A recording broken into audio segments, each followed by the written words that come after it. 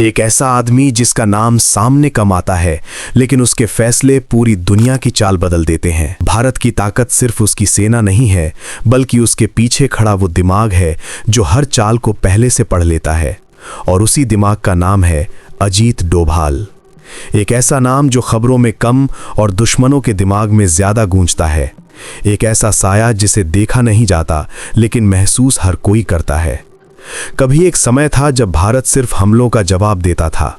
हम इंतजार करते थे, हम सहते थे और फिर प्रतिक्रिया देते थे। लेकिन इस सोच ने हमें बार बार नुकसान पहुंचाया। इतिहास गवाह है कि हमने कई मौके खोए क्योंकि हम हमेशा रिएक्टिव रहे। हर बार हमला हुआ, हर बार हम संभले, लेकिन कभी पहले वार नहीं किया। यही हमारी सबसे बड़ी कमजोरी बन गई थी। लेकिन फिर एक दौर आया जब ये सोच बदलने लगी, जब भारत ने तय किया कि अब सिर्फ बचाव नहीं बल्कि जवाब भी दिया जाएगा, और अगर जरूरत पड़ी तो जवाब दुश्मन की जमीन पर दिया जाएगा। और यहीं से शुरू होती है उस आदमी की असली कहानी जिसने इस सोच को हकीकत में बदला।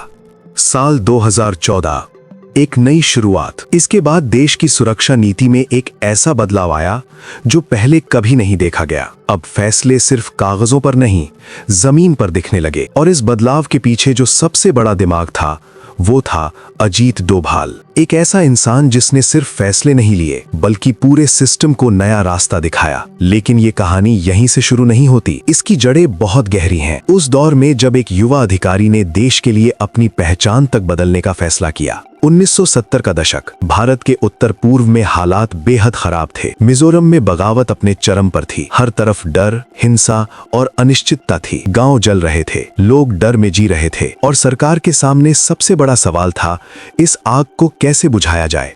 क्योंकि ये सिर्फ एक क्षेत्र का मामला नहीं था, ये देश की एकता के लिए खतरा बन चुका था। और तब मैदान में उतारा गया एक ऐसा आदमी जो बंदूक से नहीं, दिमाग से लड़ता था। अजीत डोभाल ने इस मिशन में जो किया वो किसी फिल्म की कहानी से कम नहीं था। उन्होंने सीधे हमला करने के बजाय दुश्मन के अंदर घुसने का फैसला किया। अपनी पहचान बदली, अपना तरीका बदला और विद्रोहियों के बीच पहुंच गए। सोचिए, जिन लोगों को पकड़ना था उन्हीं के बीच बैठना, उन्हीं के साथ खाना, उन्हीं के साथ भरोसा बनाना और फिर उसी भरोसे को हथियार बनाना। वहां उन्होंने गोलियों से नहीं बल्कि भरोसे से लड़ाई लड़ी। उन्होंने समझा कि असली ताकत कहां है और फिर उसी ताकत को धीरे धीरे तोड़ दिया। एक एक करके विद्रोहियों के कमांडर उनके साथ आने लगे और आखिरकार वो बगावत जो पूरे क्षेत्र को जला रही थी, धीरे धीरे खत्म हो गई। ये सिर्फ एक ऑपरेशन नहीं था, ये एक सबक था कि असली युद्ध दिमाग से जीते जाते हैं। लेकिन असली परीक्षा अभी बाकी थी, क्योंकि अगला मिशन था दुश्मन के घर में घुसना। पाकिस्तान, जहां हर कदम पर खतरा था, हर चेहरा शक के घेरे में था और हर गलती की कीमत मौत थी। उस समय पाकिस्तान अपने परमाणु कार्यक्रम को तेजी से आगे बढ़ा रहा था। भारत के लिए यह जानना बेहद जरूरी था कि वहां क्या हो रहा है, और इसके लिए चुना गया वही नाम, अजीत डोभाल। उन्होंने अपनी पहचान पूरी तरह बदल दी, भाषा सीखी, रहन सहन अपनाया और एक भिखारी बनकर दुश्मन के बीच पहुंच गए। 7 साल, हाँ, पूरे 7 साल तक वो उसी जमीन पर रहे जहां हर पल मौत उनका इंतजार कर रही थी। वो सड़क किनारे बैठकर भीख मांगते थे, लेकिन उनकी नजर हर उस इंसान पर होती थी जो उस परमाणु केंद्र से जुड़ा था। वो छोटी छोटी बातों को जोड़कर एक बड़ी तस्वीर बना रहे थे, एक ऐसी तस्वीर जो पूरे देश की सुरक्षा से जुड़ी थी। जब उन्हें यकीन हो गया कि पाकिस्तान परमाणु हथियार बना रहा है, तब उन्होंने सबूत जुटाने के लिए एक अनोखी रणनीति अपनाई। वैज्ञानिकों के बाल इकट्ठा करना और उनसे रेडिएशन का पता लगाना। ये सिर्फ हिम्मत नहीं थी, ये दिमाग की ताकत थी, और वही ताकत जो उन्हें बाकी सबसे अलग बनाती है। कई बार वो पकड़े जाने के करीब पहुंचे, उनकी नकली पहचान टूटने के कगार पर थी। भीड़ में शक की नजरें उन पर टिक गई थीं, लेकिन हर बार वो बच निकले, क्योंकि उनके पास सिर्फ एक प्लान नहीं था, हर स्थिति के लिए दूसरा और तीसरा प्लान भी था। यही वजह है कि वो सिर्फ एक एजेंट नहीं बल्कि एक मास्टरमाइंड कहलाए। लेकिन हर कहानी में एक ऐसा मोड़ आता है जो सब कुछ बदल देता है, और अजीत डोभाल की जिंदगी में वो मोड़ था कंधार हाईजैक। एक विमान, सैकड़ों यात्रियों की जिंदगी और सामने बैठे आतंकी। उस समय हर सेकंड भारी था, हर फैसला जान और मौत के बीच खड़ा था। अजीत डोभाल उस बातचीत का हिस्सा थे। उन्होंने साफ कहा था, आतंकियों के आगे झुकना नहीं चाहिए। लेकिन हालात ऐसे बने कि देश को एक कड़वा फैसला लेना पड़ा। उस दिन जो हुआ वो सिर्फ एक घटना नहीं थी, वो एक जख्म बन गया। एक ऐसा जख्म जिसने भारत की सोच को अंदर तक हिला दिया। लेकिन कभी कभी सबसे बड़े घाव ही सबसे बड़े बदलाव की वजह बनते हैं। इसके बाद वक्त बदला और वही आदमी जिसने उस दिन चेतावनी दी थी अब फैसले लेने की कुर्सी पर था। और इस बार कहानी अलग थी। इस बार भारत इंतजार करने वाला नहीं था। 2014 इराक की जमीन पर आतंक का साया था। आईसिस हर तरफ फैल चुका था।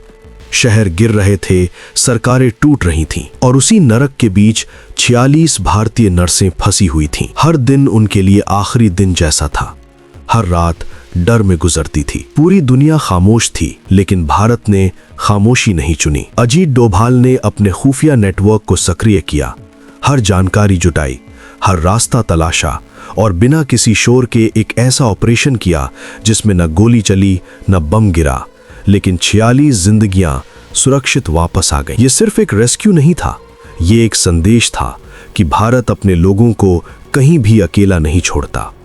इसके बाद जो हुआ उसने दुनिया को साफ संदेश दे दिया। 2016 की सर्जिकल स्ट्राइक, पहली बार भारत ने सीमा पार जाकर जवाब दिया। ये सिर्फ बदला नहीं था, ये एक नई नीति की शुरुआत थी। अब खेल बदल चुका था। अब भारत सिर्फ प्रतिक्रिया नहीं देता, बल्कि पहले से तैयारी करता है, सही समय का इंतजार करता है और फिर ऐसा वार करता है जिससे दुश्मन संभल भी नहीं पाता। यही है डोभाल का गेम, इंतजार, तैयारी और फिर सटीक वार। उनकी असली ताकत यही है, वो जल्दबाजी में फैसला नहीं लेते, वो समय को समझते हैं, हालात को पढ़ते हैं और जब वो कदम उठाते हैं तो उसका असर सीधा दुश्मन के दिल तक जाता है। कहा जाता है असली ताकत वो होती है जो दिखाई नहीं देती और अजीत डोभाल उसी अदृश्य ताकत का नाम है। वो परछाई की तरह काम करते हैं, बिना शोर, बिना दिखावे, लेकिन असर ऐसा छोड़ते हैं जिसे दुनिया नजरअंदाज नहीं कर सकती। आज भारत की सुरक्षा नीति में जो आत्मविश्वास दिखता है, जो आक्रामकता दिखती है, वो अचानक नहीं आई। इसके पीछे सालों की सोच, अनुभव और रणनीति है। और उस रणनीति के केंद्र में एक ही नाम है, अजीत डोभाल। एक ऐसा इंसान जिसने हमें सिखाया कि डर कर नहीं बल्कि डट कर जीना क्या होता है, जिसने दिखाया कि देश की सुरक्षा सिर्फ सीमा पर खड़े सैनिक नहीं बल्कि पर्दे के पीछे काम करने वाले वो लोग भी करते हैं जिनका नाम शायद ही कभी सामने आता है। कुछ लोग इतिहास की किताबों में नहीं मिलते, लेकिन उनके फैसले इतिहास बना देते हैं। अजीत डोभाल उन्हीं लोगों में से एक है और शायद यही वजह है कि उनकी कहानी कभी खत्म नहीं होती, क्योंकि ऐसे लोग कहानी नहीं बनते, वो खुद एक दौर बन जाते हैं। और याद रखना, जब भी दुनिया भारत की ताकत की बात करेगी तो वहां एक नाम हमेशा खामोशी से मौजूद रहेगा। वो नाम है अजीत डोभाल।